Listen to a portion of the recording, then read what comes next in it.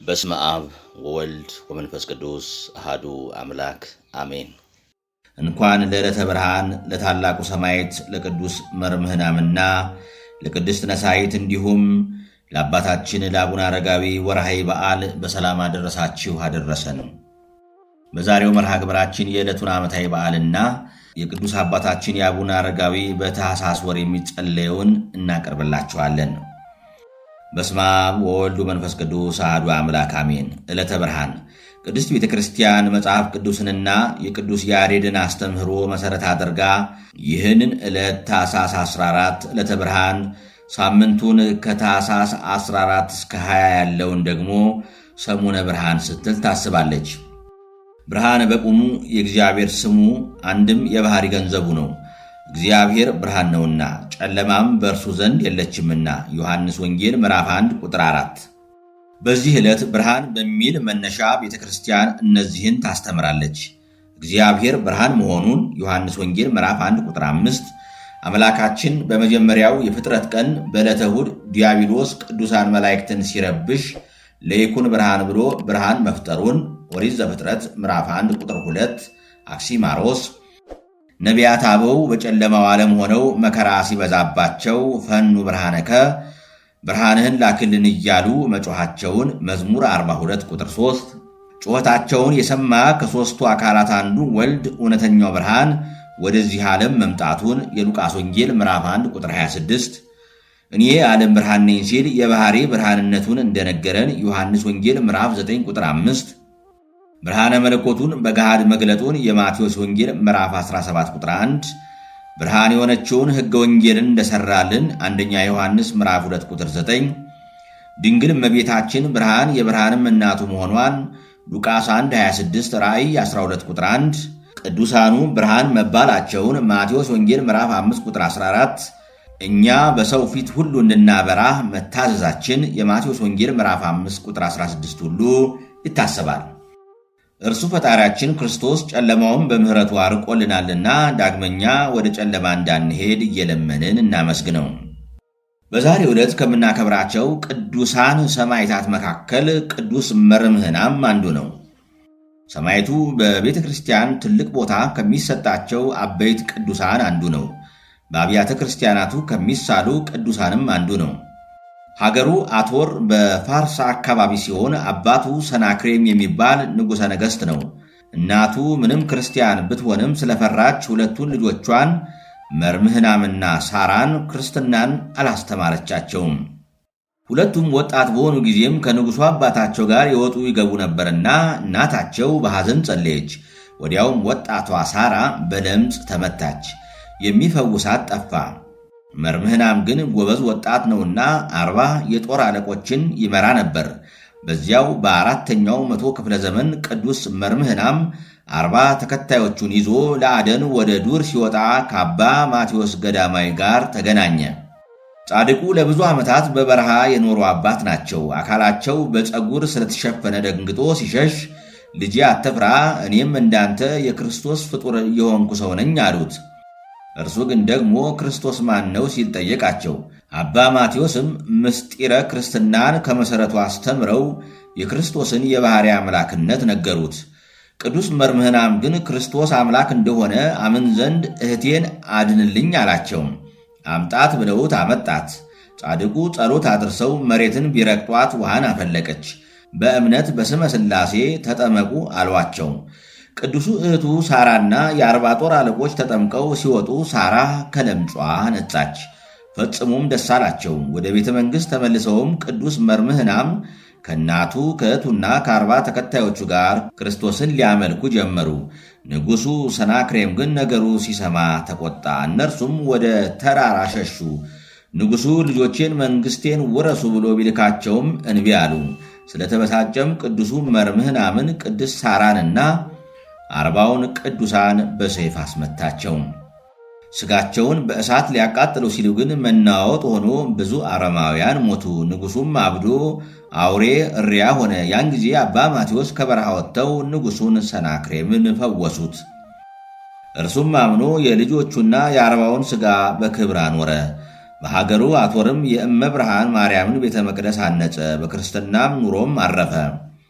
እርሱ ከተቀበረ በኋላ ግን የከለዳውያን ንጉሥ መጥቶ አቶርን ወረራት። ንግሥቲቱን የቅዱሳኑን እናት ከሕፃኑ ልጇ ጋርም ገደለ። በኋላም ለጣዖት ስገዱ ማለትም የሰሙት ቅዱስ መርመናም ወታደሮች ደርሰው በምስክርነት ተሰየፉ። ቁጥራቸውም 170 ሺህ ሆነ።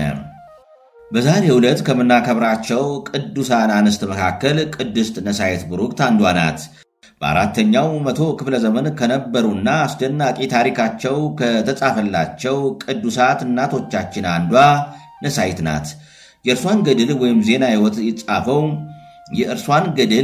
ሕይወት የጻፈው አባ ያዕቆብ ያውሲም ኤጲስቆጶስ ነው።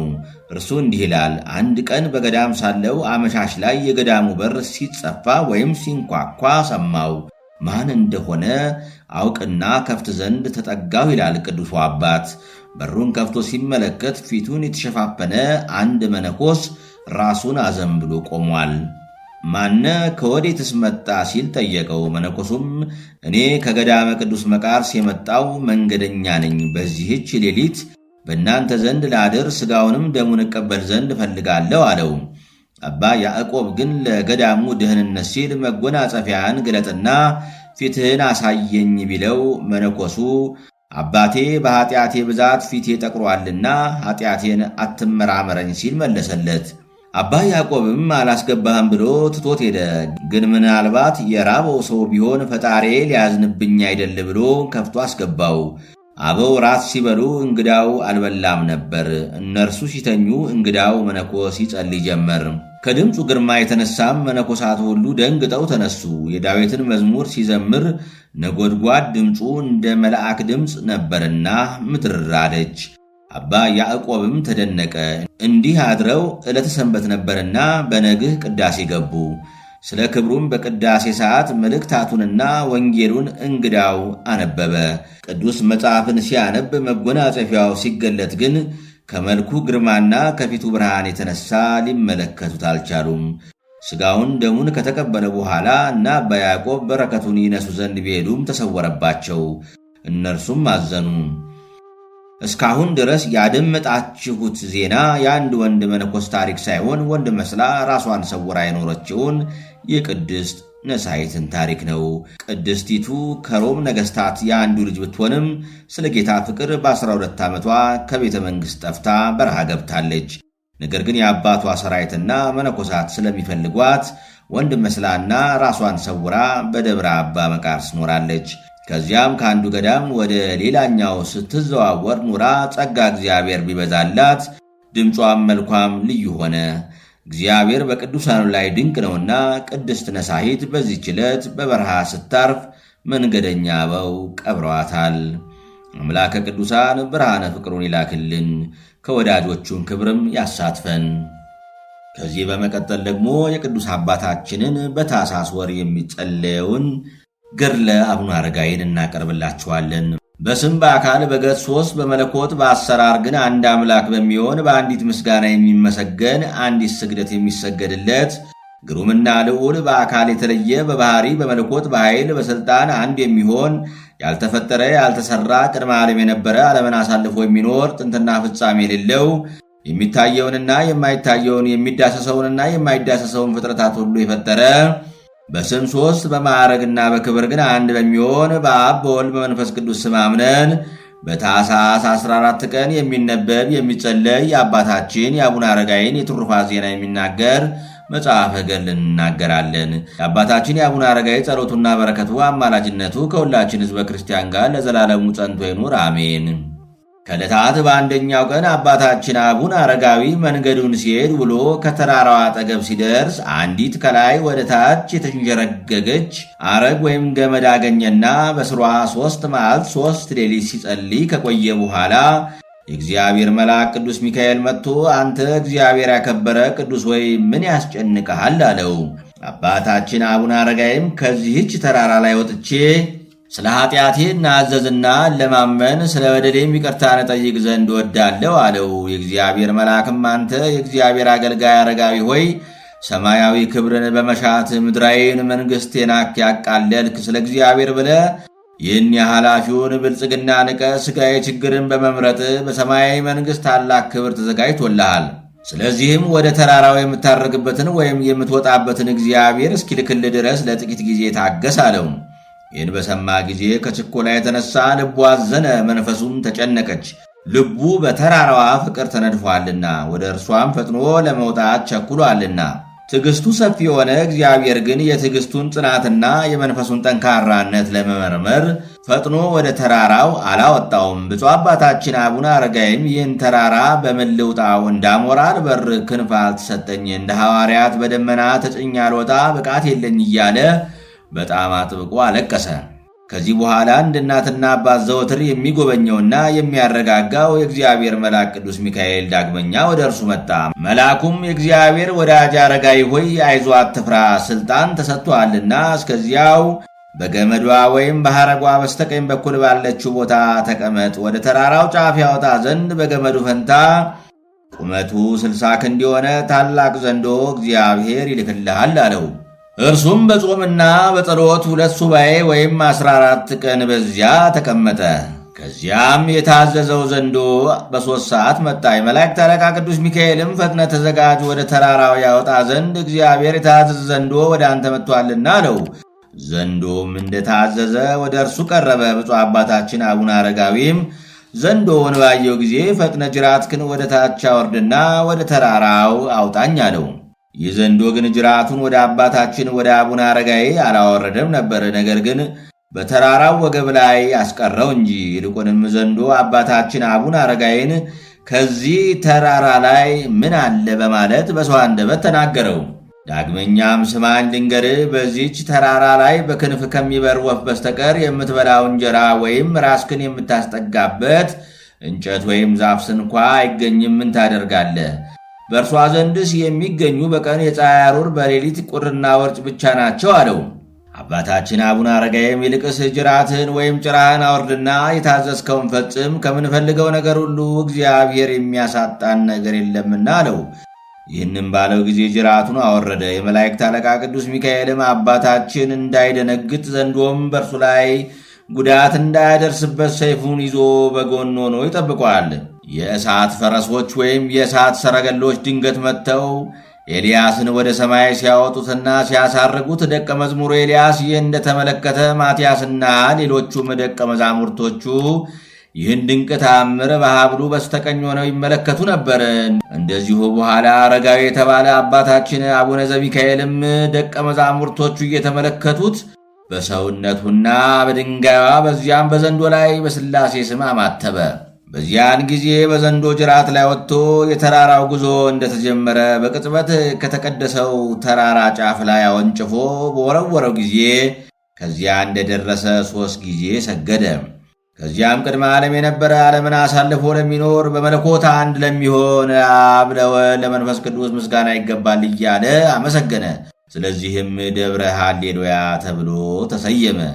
በዚያች ተራራ ላይ ለመኖር ያደረገውን ልመና እግዚአብሔር ሰምቶ ምኞቱን ስለፈጸመለትና ከተራራዋ ጫፍም ላይ በመውጣቱ እጅግ ደስ ስላለው ከፍ ያለ ምስጋና ቀረበ። ያችም ተራራ ሁለመኗ በብርሃን ተመላ፣ አርያዋም ተለወጠ። ከቀድሞ ይልቅ የድምቀትና የመወደድ ግርማ ሞገስ ተጨመረላት። ብሩህ ደመናም መጥቶ ሸፈናት። መላእክትም እንደ ታላቅ የበዓል አከባበር ተሰብስበው ብሩህ ደመናም መጥቶ ሸፈናት። መላእክትም እንደ ታላቅ የበዓል አከባበር ስብሰባ ተሰብስበው ከብዛታቸው የተነሳ ተጨናነቁ።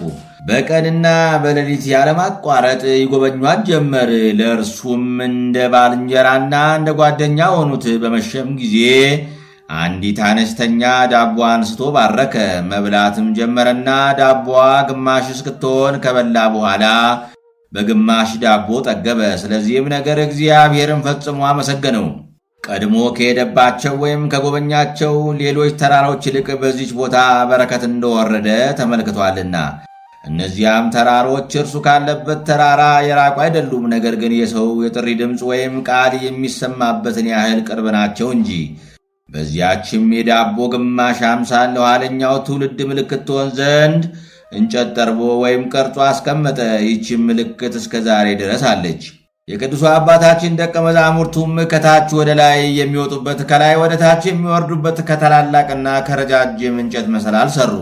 አባታችን አረጋዊ ግን ከዚያች ዕለት ጀምሮ ከሰው ተለይቶ እስከተሰወረበት ቀን ድረስ ምድራዊ ኅብስትን ፈጽሞ አልበላም።